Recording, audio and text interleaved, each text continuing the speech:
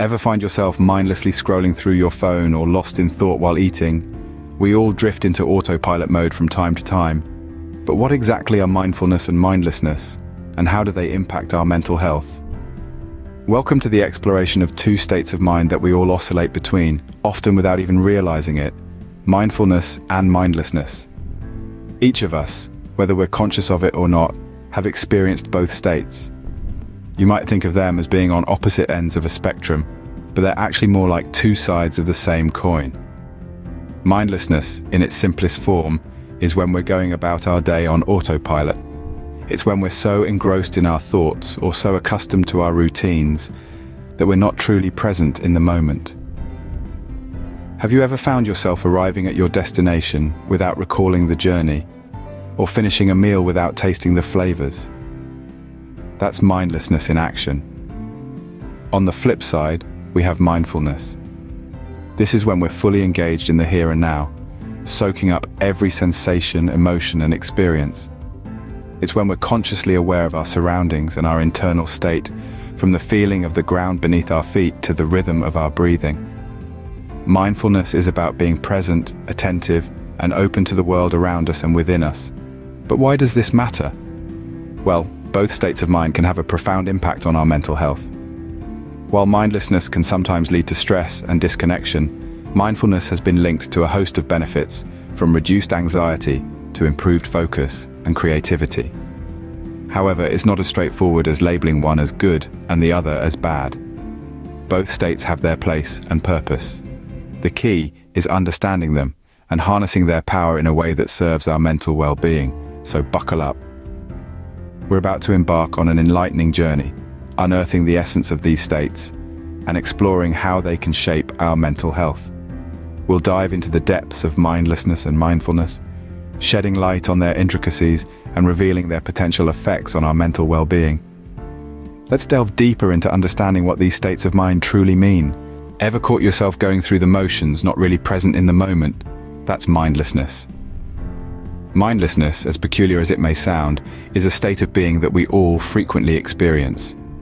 So what is it exactly? Imagine you're brushing your teeth in the morning. You're probably not paying much attention to the actual activity, right? Instead, your mind might be running through the tasks of the day, or perhaps you're half listening to the news on the radio. In that moment, you're operating on autopilot. This, my friends, is mindlessness. Mindlessness is the state of functioning without full awareness or intention. It's when you're physically present but mentally absent, often caught up in habitual and reflexive actions. This might sound like a negative state, but it's actually a fundamental part of being human. We all have routines and tasks that are second nature to us. Think about your commute to work or school. You probably don't need to consciously navigate every turn or stoplight because you've done it so often that it's become automatic. This is another example of mindlessness. Our brains are designed to automate repetitive tasks to conserve energy for more important matters. However, mindlessness can also mean disconnection from our experiences and surroundings. Let's take the example of eating a meal. Often we're so rushed or distracted that we don't really taste the food we're eating. We're not present in the moment, savoring the flavors and textures. We're eating mindlessly, and as a result, we miss out on the joy of that experience. The same can apply to our interactions with others. Have you ever found yourself nodding along in a conversation, but not really listening to what the other person is saying? That's mindlessness. And it can lead to misunderstandings, hurt feelings, and a sense of disconnection. Mindlessness can also lead to a lack of self-awareness. When we're on autopilot, we may not notice our own thoughts, feelings, or reactions. This can make it harder for us to understand ourselves and manage our emotions effectively. However, it's important to note that mindlessness isn't always bad. As we've discussed, it can be a helpful tool for managing routine tasks and preserving mental energy. But it's when mindlessness becomes our default state, when we're constantly disconnected from our experiences and surroundings, that it can become a problem. So, to sum it up, mindlessness is a state of being inattentive or unaware, often caught up in automatic actions or thoughts. It can lead to disconnection from our experiences and surroundings, but it can also be a useful tool for managing routine tasks. While mindlessness might seem like a negative state, it's not always the case. Let's explore this further. Mindlessness isn't always bad. Sometimes it's a necessary part of our lives. When we talk about mindlessness, it's easy to view it as a negative concept. But mindlessness can actually play a beneficial role in our day-to-day lives. Imagine if you had to consciously think about every single action you perform during your daily routine. Brushing your teeth, making your breakfast, driving to work. These are all tasks that we can do practically on autopilot. This is mindlessness in action, and it's a good thing. It helps us to conserve our mental energy for tasks that require more focus and concentration. Think of your mind like a battery. Just as a battery has a finite amount of energy, so does your brain. If you're constantly expending mental energy on routine tasks, you'll find yourself feeling mentally drained more quickly. By performing these tasks mindlessly, you're allowing your brain to conserve its energy for when you really need it. Mindlessness also gives us the ability to relax and give our minds a break. In today's fast-paced society, we're often under pressure to constantly be on, to be productive, to be achieving, to be mindful. But sometimes our minds need time to rest and recharge. When we're mindlessly scrolling through social media or watching a movie, we're giving our minds a much-needed break from the demands of daily life. But like everything in life, balance is key. While mindlessness has its benefits, it's important not to overdo it. Too much mindlessness can lead to disconnection from our surroundings and missed experiences. It can cause us to live our lives on autopilot, without truly engaging with the world around us. We might miss out on the beauty of a sunset, the taste of a delicious meal, or the joy of a loved one's laughter. That's where mindfulness comes in. By practicing mindfulness, we can strike a balance between conserving mental energy and fully engaging with our lives. So, while mindlessness isn't always bad, it's important to remember to be mindful too. However, too much mindlessness can lead to disconnection and missed experiences. That's where mindfulness comes in. Unlike mindlessness, mindfulness involves being fully present in the moment, fully engaged with whatever we're doing. So, what is mindfulness exactly? Mindfulness is a state of active, purposeful attention towards the present. It's about tuning into what we are sensing in this very moment, rather than rehashing the past or imagining the future. It involves being fully aware of our surroundings, our actions, our thoughts, and our emotions as they occur. Consider this. Have you ever noticed the crunch of an apple as you bite into it, or the sensation of a cool breeze brushing against your skin? That's mindfulness in action. It's about appreciating the small details that we often overlook in our daily lives. Now let's delve into some examples of mindfulness to better understand this concept. One of the most common practices is mindful eating. This isn't about dieting or restricting certain foods. Instead, it's about taking the time to fully experience the meal before you. It's about noticing the colors, the textures, the aroma, and the taste of the food. It's about chewing slowly and savoring each bite, rather than mindlessly gobbling down your meal in front of the television. Another example is mindful walking. This isn't about walking to get from point A to point B. It's about tuning into the sensation of each step, the feeling of your foot touching the ground, the rhythm of your breath as you move. It's about noticing the warmth of the sun, the rustle of leaves, the chirping of birds. It's about being fully present and engaged in the experience of walking. Mindfulness is not limited to these examples. You can incorporate mindfulness into any activity, whether it's brushing your teeth, washing the dishes, or simply sitting quietly. The key is to bring your attention fully to the task at hand, to engage with it wholeheartedly, and to observe without judgment. When we practice mindfulness, we foster a greater connection with our experiences and surroundings. We learn to appreciate the richness of the present moment. We become more attuned to our thoughts and emotions, and we learn to respond rather than react. But why does this matter?